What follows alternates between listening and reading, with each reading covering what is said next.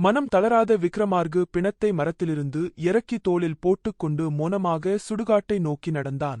அப்போது பிணத்திலிருந்த பேதலா, ராஜா, நீ ஏன் நள்ளிரவில் இப்படி அலைகிறாய் என்று எனக்குப் புரியவில்லை. யாரோ ஒருவருக்கு நீதி வழங்குவதற்காகவோ அல்லது ஒருவரின் அந்தஸ்தைப் பெறுவதற்காகவோ அவர்கள் இந்தப் பணியை மேற்கொண்டிருக்கலாம். யாருக்காக இந்த வேலையை செய்கிறீர்கள்? நீங்கள் கடினமாக வேலை செய்தாலும் அவர்கள் உங்கள் நேர்மையை நம்ப மாட்டார்கள்.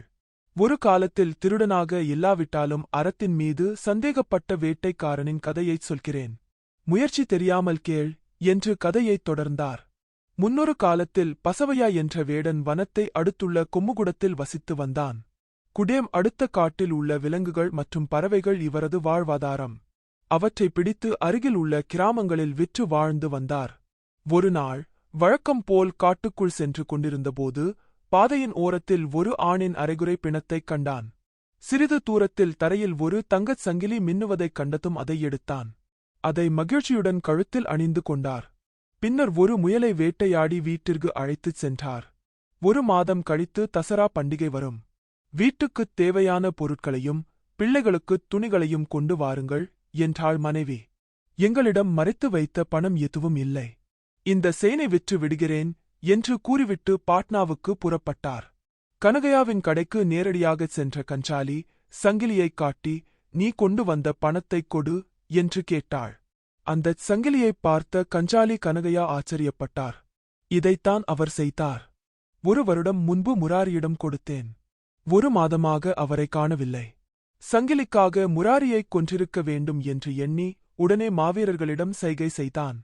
அரச குடும்பத்தினர் பசவையாவை நாகாவுடன் அழைத்துச் சென்று மாஜிஸ்திரேட் முன் நிறுத்தினார்கள். இதற்கிடையில் முராரியின் மனைவியும் மாஜிஸ்திரேட்டை பார்த்து கதறி அழுதார். ஐயோ, என் கணவரைக் கொன்றிருக்க வேண்டும். இப்படிப்பட்ட குற்றத்தைச் செய்த இவனுக்கு மரண தண்டனை விதித்து என் சங்கிலியைக் கொடு. என் கணவரின் நினைவோடு இணைத்து விடுகிறேன் என்று கண்ணீருடன் மாஜிஸ்திரேட்டிடம் கெஞ்சினாள். மாஜிஸ்திரேட்டின் பெயர் தர்மராஜு. அவர் தனது சரியான நேரத்தில் மற்றும் நியாயமான தீர்ப்புக்காக அறியப்படுகிறார். தன் முன் அச்சமின்றி நின்ற பசவையாவிடம், எங்கிருந்து கிடைத்தது இந்த நகை? உண்மையைச் சொல் என்று கேட்டார் மாகிஸ்திரேட். ஐயா, அதிகாலையில் நான் வேட்டையாடச் சென்றபோது சாலையோரத்தில் விலங்குகள் தின்று கொண்டிருந்த பாதி மனிதனின் சடலத்தைக் கண்டேன். அதன் அருகில் கிடந்த இந்த செயினை எடுத்தேன். அதை உரிமையாளரிடம் கொடுக்க யாரும் இல்லை. இப்போது குடும்பத் தேவைக்கு விற்க வந்தால் மாவீரர்கள் என்னை பிடித்து திருடனாக உங்கள் முன் நிற்க வைப்பார்கள் என்று பயமுறுத்தாமல் பசவையா சதுர். நீ போய் சொல்கிறாய் என்கிறாள் முராரியின் மனைவி. நகைக்காக முராரியைக் கொல்லவில்லை என்று என்ன நம்புகிறாய்? ஐயா, நான் ஒரு வேட்டைக்காரன், திருடன் அல்ல, என்னை நம்புங்கள். வேண்டுமானால் உங்களை நீங்களே சோதித்துக் கொள்ளலாம் என்றார் பசவையா. நீங்கள் என்ன சோதனை செய்ய விரும்புகிறீர்கள்? உன்னுடைய வில்வித்தை திறமையை எனக்குக் காட்டுவாயா என்று கேட்டார் தர்மராஜா. என்னுடன் காட்டிற்கு வா. மிருகங்களையும் நகை கிடைத்த இடத்தையும் அழித்து விடுவேன் என்று மெதுவாகச் சொன்னார் பசவையா. சரி, ஜாமீன். முராரியின் தம்பியைத் தொடர்ந்து வேட்டைக்காரனுடன் காட்டிற்குச் சென்றார். பசவையாவைப் பார்த்த காகங்கள் காவ் காவ் என்று அலறின. மான் மற்றும் குள்ளநரி பயந்து காட்டுக்குள் ஓடின. உண்மைதான், நீ ஒரு வேட்டைக்காரன் என்று நான் நம்புகிறேன். இடத்தைக் காட்டுங்கள் என்றார் மாஜிஸ்திரேட். பசவையா மாஜிஸ்திரேட்டைப் பின்தொடர்ந்து அந்த இடத்திற்குச் சென்று காட்டினார். இதற்கிடையில் திடீரென ஒரு பெரிய புலி உருமியது. மனிதனைக் கொன்ற புலி வருகிறது. அதனால்தான் அவள் வேறொரு ஆணுக்காக அமர்ந்தாள். முரட்டுத்தனமாக நடந்து கொள்ளாதீர்கள் என்று பசவையா அவர்களைக் கடிந்து கொண்டார். பிறகு அவரும் மரத்தில் ஏறி அம்பைத் தயாராக வைத்துக் கொண்டு அமர்ந்தார். சிறிது நேரத்தில் புலி அவர்கள் அமர்ந்திருந்த மரத்தின் அடியில் வந்து மக்களைச் சந்திக்க மரத்தின் மீது ஏற முயன்றது. பசவையா ஒரு அம்பு எடுத்து நேராக புலியை நோக்கி ஏத்தினார். காலில் அம்பு பட்டு புலி பலத்த அலறல் செய்து சிறிது தூரம் சென்று தரையில் விழுந்தது. அனைவரும் மரத்திலிருந்து கீழே இறங்கினர். அப்போது மாஜிஸ்திரேட் பசவையாவைப் பார்த்து, நீ திருடனாக இருந்தால் எங்களைக் கொன்று இந்தப் பொன்னை எங்கள் இதயத்தில் எடுத்திருப்பாய். ஆனால் நீங்கள் ஒரு உண்மையான வேட்டைக்காரர். உங்களை தேவையில்லாமல் சந்தேகித்ததற்கு வருந்துகிறேன். எங்கள் உயிரைக் காப்பாற்றியதற்காக இந்த நகையை பரிசாகத் தருகிறேன் என்று அந்த தங்கச் சங்கிலியை நெஞ்சில் போட்டான் வேடன். ஐயா, நீங்கள் என்னை ஒரு வேட்டைக்காரன் என்று நம்புவதில் மகிழ்ச்சி. ஆனால் இந்த வார்த்தைகள் இங்கே இல்லை. உங்கள் நீதிமன்றத்தில் 10 பேர் முன்னிலையில் சொல்லுங்கள் என்று பசவையா சங்கிலியை திருப்பிக் கொடுத்தார். அவனுடைய புத்திசாலித்தனத்தைக் கண்டு ஜாமீன் வியந்தான். இவ்வாறே அவரை தன்னுடன் அழைத்துச் சென்று கூட்டத்திற்கு ஏற்பாடு செய்தார். உறுப்பினர்கள், உன்னைப் போலவே நானும் அவன் மீது தேவையில்லாமல் சந்தேகப்பட்டேன். அவரின் சாகசத்தால்தான் மீண்டும் உங்கள் முன் பேச முடிகிறது. பசவையா ஒரு உண்மையான வேட்டைக்காரன். இல்லாவிட்டால் இந்நேரம் புலியால் தின்றுவிட்டிருப்போம். பசவையா முராரியின் சங்கிலியைக் கண்டுபிடித்தார். ஆனால் அவர் முராரியைக் கொன்று சங்கிலியைத் திருடவில்லை என மாஜிஸ்திரேட் தர்மராஜு கூறினார். பின்னர் தர்மராஜா மற்றும் அரச குடும்பத்தினர் முராரியின் மனைவி மனெம்மாவுக்கு கைதட்டி வாழ்த்து தெரிவித்தனர்.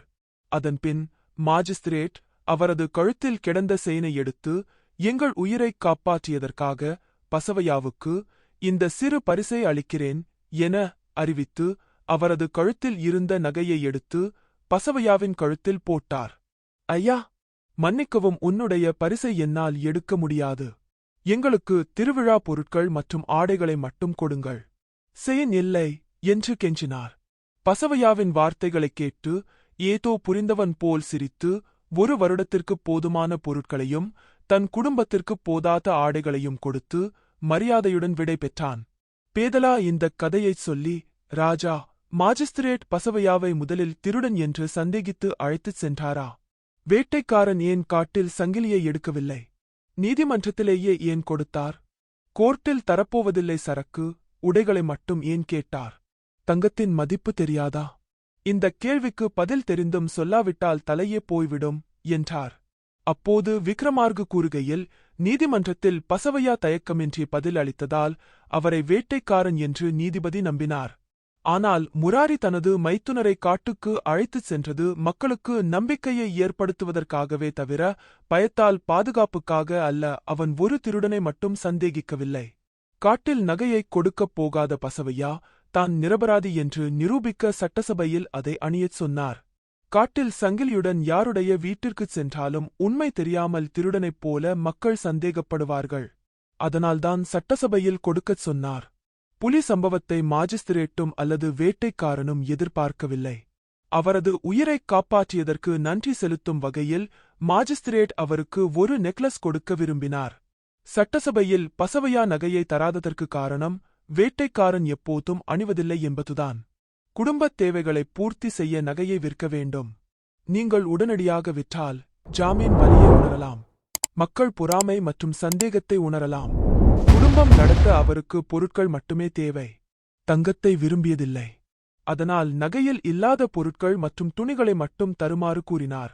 மாஜிஸ்திரேட் முராரியின் மனைவிக்கு கணவர் ஹராம் கொடுத்ததாகவும் வேட்டைக்காரனுக்கு தேவையான பொருட்களையும் கொடுத்து இருவருக்கும் நியாயம் செய்ததாகவும் அவர் கூறினார். பெத்தாலுவுக்கு சரியான விடை கிடைத்ததும் சடலத்துடன் மறைந்து மரத்திற்குத் திரும்பினான்.